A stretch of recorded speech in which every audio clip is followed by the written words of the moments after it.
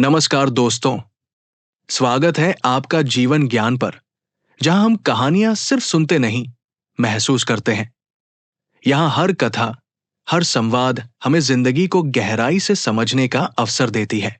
आज की कहानी है उस पुरुषोत्तम की, जिसने युद्ध जीते, राक्षस मारे, वन झेले, राजपाट छोड़ा, लेकिन कभी अहंकार नहीं किया। जिसने सबसे पहले क्षमा करना सीखा और फिर दुनिया को जीत लिया। ये कहानी है भगवान श्री राम के क्षमा भाव की। चलिए शुरू करते हैं। एक ऐसी यात्रा जहां शक्ति थी, लेकिन घमंड नहीं। अयोध्या का महल। श्री राम को पता चलता है, पिता ने वचन निभाते हुए उन्हें 14 साल के वनवास पर भेज दिया है। कोई और होता तो क्रोधित हो जाता, लेकिन श्री राम मुस्कराते हैं। पिता का वचन है, मेरा धर्म है। सीता और लक्ष्मण साथ चलने को कहते हैं। श्री राम उन्हें रोकते नहीं, लेकिन घमंड नहीं दिखाते कि मैं राजा हूं, मैं खुद ही जाऊंगा। वो जानते हैं, साथ चलने वालों की भावना भी उतनी ही महान है। आज के समय में जब हमें थोड़ा सा भी नुकसान हो जाता है, हम तुरंत दूसरों को दोष देने लगते हैं। श्री राम का ये मौन त्याग सिखाता है कि शक्ति सिर्फ तलवार में नहीं होती, संयम में होती है। वनवास के दौरान श्री राम शबरी के आश्रम में पहुंचते हैं। एक वृद्ध आदिवासी महिला, जो समाज में अछूत मानी जाती थी। शबरी जूठे बेर श्रीराम को खिलाती है। लक्ष्मण चौंकते हैं, लेकिन राम हर बेर मुस्कुराकर खाते हैं। वो कहते हैं, इन बेरों में प्रेम है, और प्रेम से बड़ा कोई स्वाद नहीं। आज जब हम दूसरों की जाति, स्टेटस, सोशल मीडिया फॉलोअर्स देखकर व्यवहार करते हैं, श्रीराम की ये विनम्रता हमें इंसानियत का असली अर्थ सिखाती है।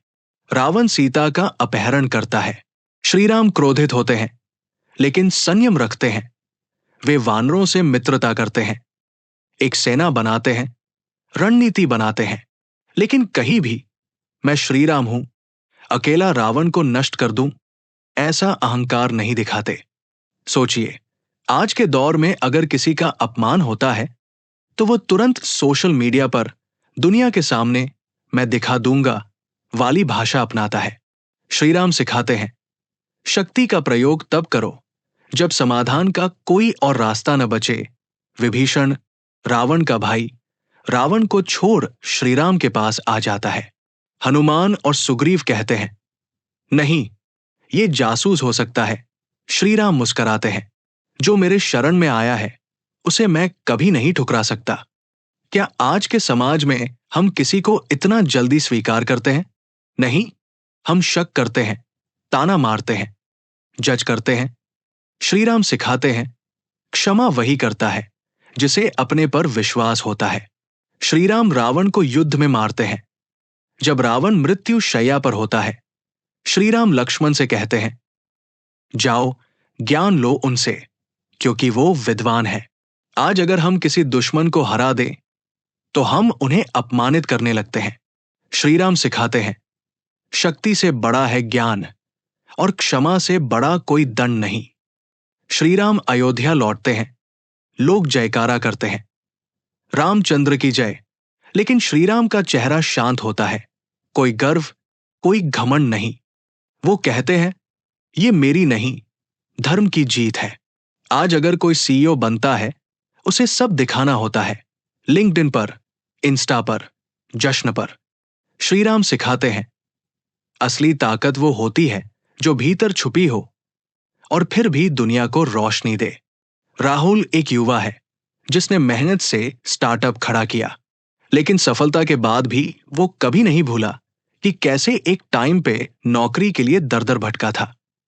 जब मीडिया इंटरव्यू लेने आई, तो उसने कहा, मेरी टीम ने ये किया है, मैं सिर्फ एक माध्यम था।